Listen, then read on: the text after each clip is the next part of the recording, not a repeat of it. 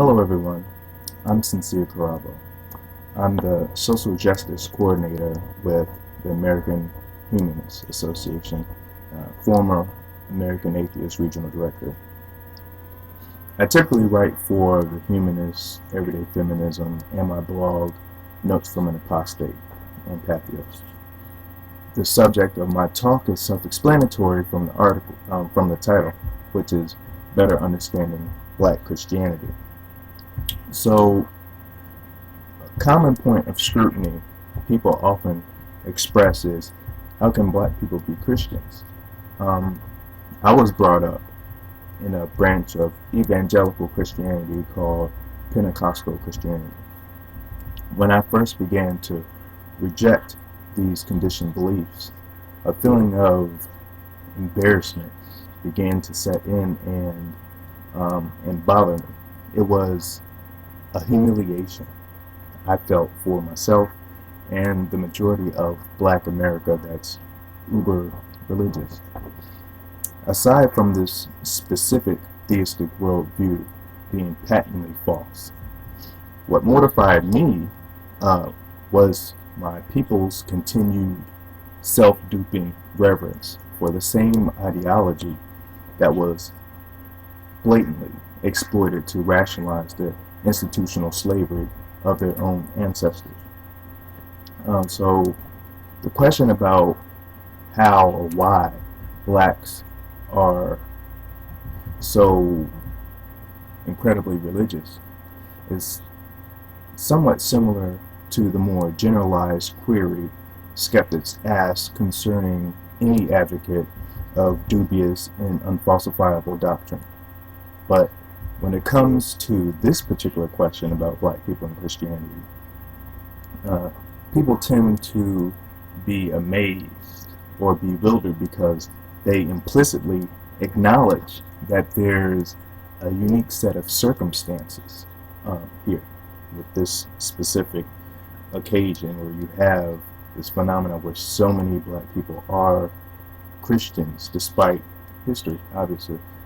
So in addition to being a key component to chattel slavery's justification, current widespread belief is the direct result of the ideology being foisted upon slaves, only to be transmitted through the generations and become what it is today, a cornerstone of black identity. So while this is true, perhaps many who see this as an open and shut case too easily dismiss historical factors that also account for why the black church functions as a complex, vital organ for the black community. Belief sometimes acts as a salve. Religion is no different. It has the capacity to, metaphorically speaking, act as both a balm and a kind of anesthetic that dulls elements of our rational thinking processes to reality. I can think of no other community that had greater motives to employ wishful thinking than my ancestors. But before I go into a bit of history, I'd like to first address the more obvious factors that we also have a tendency to overlook sometimes when discussing or even thinking about people who hold beliefs that just aren't supported by evidence. Several decades of research into human behavior and the brain provide ample evidence about the fact that people don't usually change their mind about deeply held beliefs just because they're presented with facts. I think atheists especially underestimate the power of the will to believe. The simple but frustrating truth is that facts alone are not enough to convince people in many cases.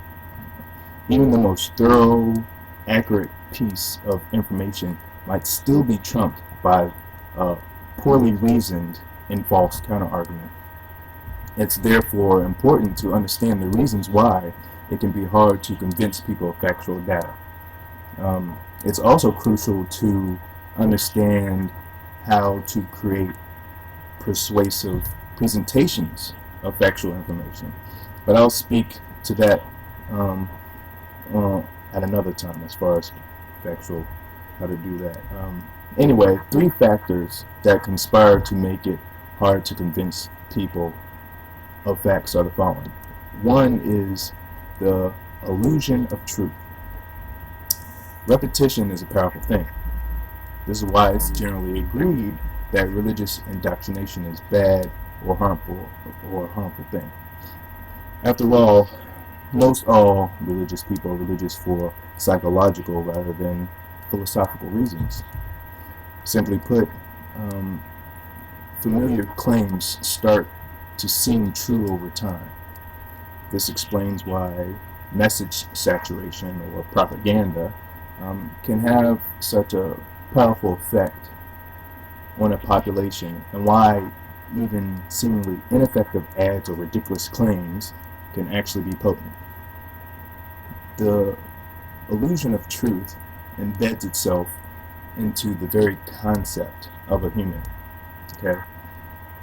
This is also known as the self-construction or self-identity. Self-concept is the bundle of beliefs we hold to answer the question, who am I? So we have to appreciate how powerful this phenomenon is, despite how absurd we may personally find whatever beliefs that are held. Now, the other thing to consider is motivated reasoning. We are highly biased about things we care a great deal about. When it comes to beliefs situated into the very psychological comprehension of an individual of who they are, that's no small thing. We must better understand this. Our strong attachment to a particular viewpoint sets us off on a course of rationalizing rather than reasoning. Motivated reasoning manifests itself through things like cherry picking experts' opinions and selecting only statistics that back up our beliefs. It means choosing scientific studies, no matter how dubious, that support our point of view while ignoring the ones that raise doubts. This also runs in tandem with confirmation bias. We see a lot of this with anti-vaxxers and people afraid of GMOs. So this may seem like a totally conscious act, and it can be, but it can also occur on a subconscious level. So we often don't realize that we are naturally gravitating toward facts and other material that fits with what we already believe, practicing selective exposure.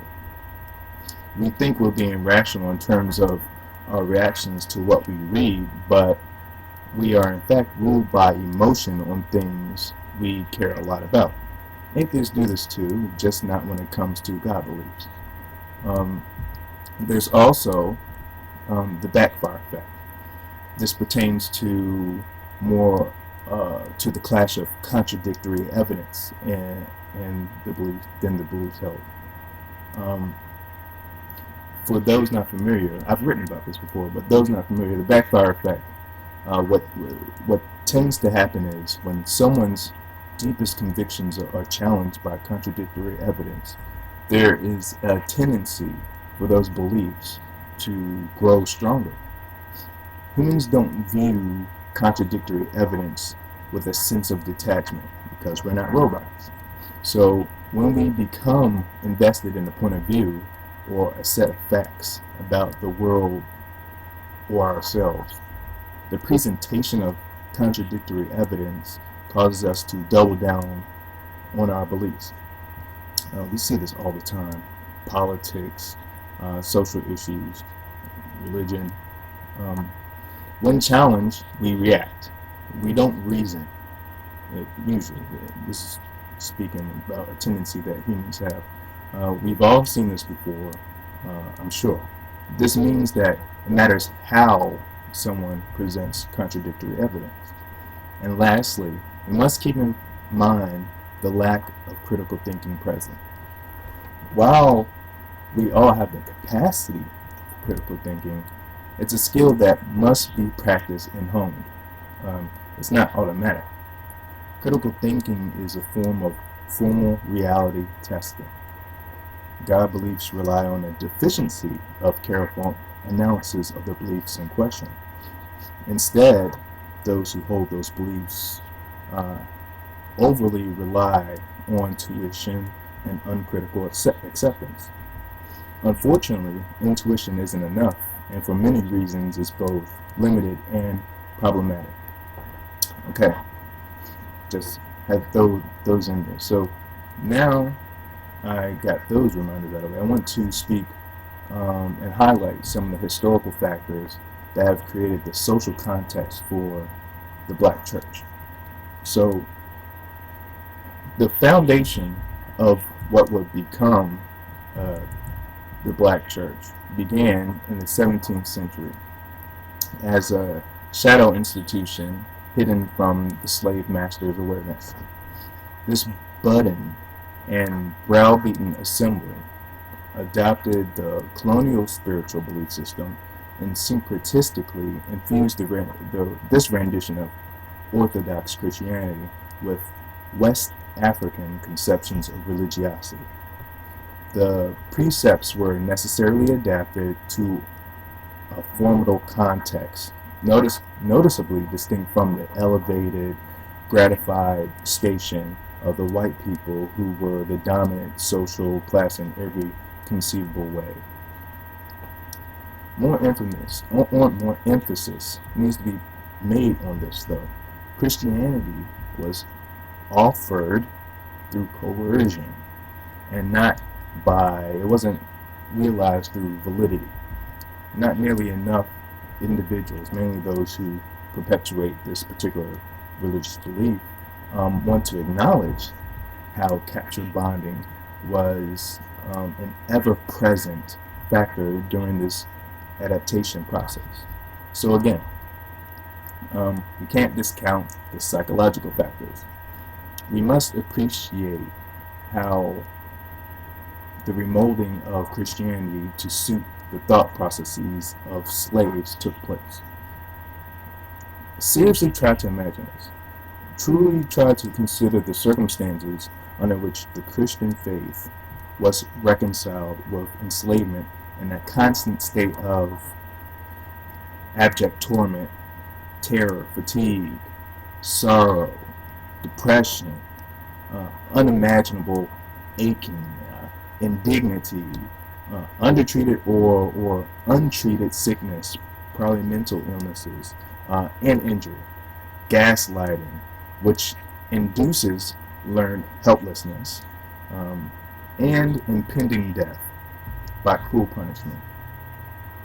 So, despite all of these factors, slaves, by Herculean feats of rationalization, found a way to achieve a mindset that stipulated, but God loves me, despite this imagined intentional agency providing no reprieve from the uncompromisingly evil act of slavery. With liberation nowhere in sight, obviously, the only meaningful solace found was through religious escapism. The African slaves' interpretation of God was an all-powerful deity that imbued them with the inner fortitude to endure hardship. Through song, prayer, and sermonizing, blacks found refuge and ascribed themselves their own heightened level of merit in a world that constantly reinforced the notion that they were nothing more than living tools.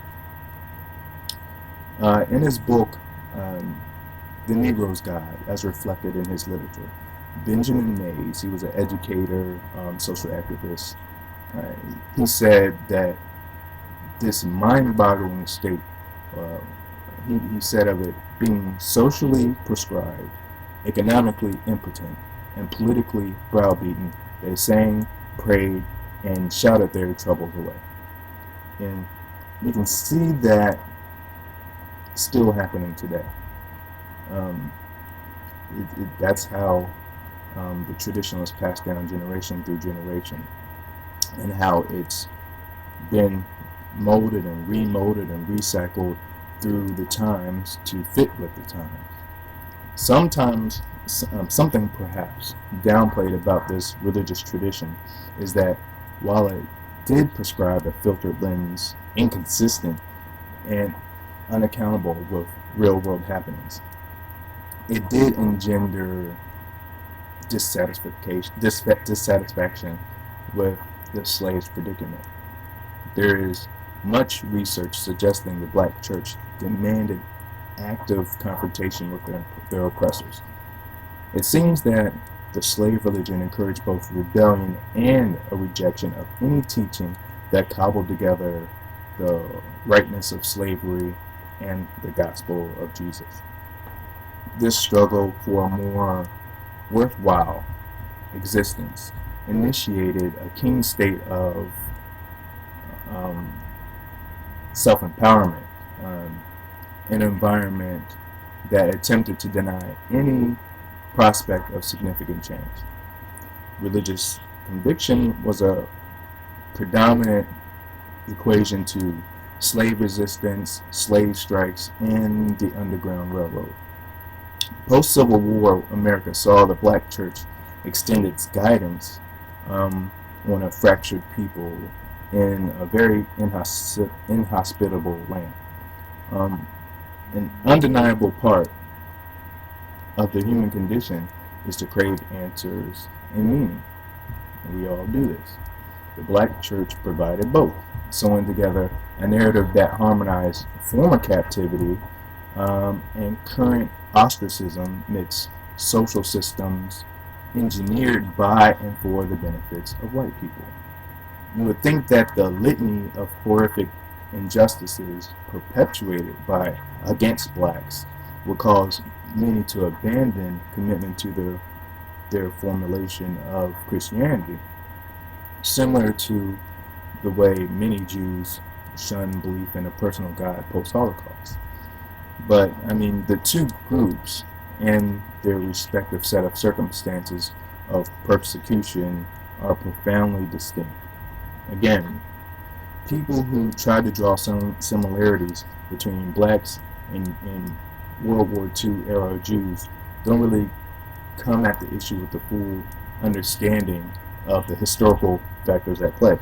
The two situations aren't really comparable. Anyway, the Reconstruction era saw blacks double down in faith and, more importantly, retreat into the black church, which was an institution committed to fighting for social change, for the betterment of blacks. Blacks really had no other tool to access and constructively engage white tyranny but by moral suasion dipped in religious appeal. This is something Frederick Douglass did, and he was successful at it to a certain extent. Relevant to this discussion is the fact that the black church was the only institution governed by blacks in a society where virtually everything else was under complete control of whites. The black church was the only established and trusted form of community that provided solace for these displaced people, still seen as little more than living tools. In a way, the black church consolidated its power by default. There was no other place for blacks where they could go freely, where they could go and freely express themselves or be part of something that had more united and organizing might to protest racialized disparities. In an environment hostile towards the advent of basic human rights and even the remote semblance of equality for people still considered domesticated savages, the black church made sense of it all by identifying an alleged coherent and meaningful interrelationship between past and current hardships with purpose and destiny. Entering the 20th century, the black religious experience effectively combined spiritual hope and worldly action. Widespread disenfranchisement with segregation either severely diminished or altogether deprived blacks of political, educational, legislative, and economic participation. Blacks were social pariahs in every sense of the term, and to agree, some have a hard time fully wrapping their heads around this fact. Okay, I mean, that's what happened. That's what has happened. That's what continues to happen. The black church served as an alternative and became a hub for civic activity, social activist instruction, lodging for blacks migrating from the south to the north, the arts, and much more. The era referred to as the African American Civil Rights Movement was undoubtedly buttressed in part by the influence of the black church, in large part, as well as aided by some of the thinkers and activists it produced. While non-religious and other religious affiliations certainly made up the equation, the influence and the concerted efforts of protests organized under this institution was substantial. Okay. Eloquent inspiration from black pulpits nationwide declared resistance and campaigns against oppression necessary for a moral and patriotic movement, which many ministers insisted were incumbent of blacks to achieve a more democratic America. Fast forward to more modern times, and we see the black church still act in a very similar way, as it always has. It's a fail-safe sanctuary and comfort system in a racist society where racial stratification continues to be a pervasive dilemma on a multifaceted social, economic, and political level. The black church is still a reliable hearth for blacks to lay their burden down by way of song, prayer, testimony, praise, and fellowship. Even those who doubt or don't sincerely believe find consolation in these cherished traditions and transcendental solidarity. Even though I consider the propositions of Christianity absolutely preposterous, I can still be moved by certain music tipped in evangelical zeal. I've actually written about this and about the religious experience and research from the cognitive science of religion field, more recently on my blog, Notes from Apostate. So there are reasons why the black church is an essential component to being for blacks. It's the very crux that exists beyond actual belief. And among other things, it fulfills a sense of belonging in a way seldom matched by or matched for blacks elsewhere in the society. So I mean, please keep in mind too that and this could actually be a whole other talk. The way our culture conceptualizes blackness is tainted by post-Civil War anti-blackness propaganda that was circulated by white news outlets. Well, all news outlets were white-owned and dominated back then, but by news outlets, educators, and scientists. Those once considered affable, black people were once considered very affable, were then advertised to the white public as being threats, as being monsters and criminals, as being prone to rape white women, and much more. This is obviously something we aren't taught as far as the general public knowing that this happened, which is why self-education about these kinds of things is so important. That did happen. It's just not something that people want to acknowledge. So you aren't taught it. Anyway, the black church was literally the only place blacks could, come together and not be subjected to the torrent of misinformation about their humanity, um, where they weren't subject to the process of othering, where they could go be amongst people that actually welcome the presence. So even now, in present times, a rejection of the black church is in some way, in some respects, tantamount to a rejection of black identity. And I can attest to this fact from personal experience. It's just one of those phenomena that we experience due to the historical factors that have made the black church what it is today. Just as the question of why humans are religious is a complicated one, something else I've written about on my blog using the cognitive science of religion. So too is the question of how blacks can be Christian. The current state of hyper-keen religious devotion within the black community should be analyzed from a historical perspective before being so easily ridiculed or patronized or dismissed as being incomprehensible. Not only is it understandable, it is to be expected given the circumstances. Thank you for listening to this talk, and I hope that you learned something.